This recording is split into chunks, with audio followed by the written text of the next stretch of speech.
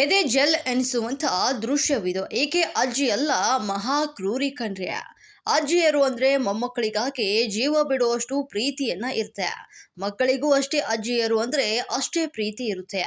ಆದ್ರೆ ಇಲ್ಲೊಬ್ಬ ಮುದುಕಿ ಹೋಳಿ ಬಣ್ಣ ಹಚ್ಚಲು ಬಂದ ಪುಟಾಣಿಗಳಿಗೆ ರಾಕ್ಷಸಿಯೇ ಆಗಿಬಿಟ್ಟಿದ್ದಾಳೆ.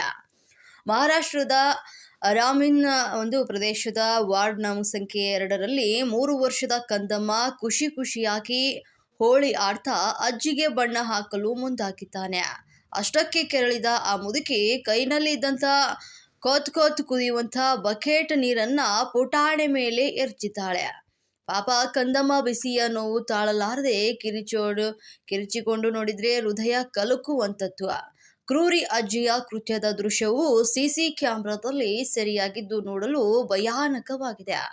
ಇದರಿಂದಾಗಿ ಮಗುವಿನ ಸೊಂಟದ ಕೆಳಗೆ ತೀವ್ರವಾದ ಸುಟ್ಟ ಗಾಯಗಳಾಗಿದ್ದು ಬಾಲಕನನ್ನ ನಾಗ್ಪುರದ ಖಾಸಗಿ ಆಸ್ಪತ್ರೆಗೆ ದಾಖಲಿಸಲಾಗಿದೆ. ವೈದ್ಯರು ಬಾಲಕನಿಗೆ ಸುಮಾರು 45% ಸುಟ್ಟು ಗಾಯಗಳು ಆಗಿವೆ ಅಂತ ಅಂದಾಜಿಸಿದ್ದಾರೆ.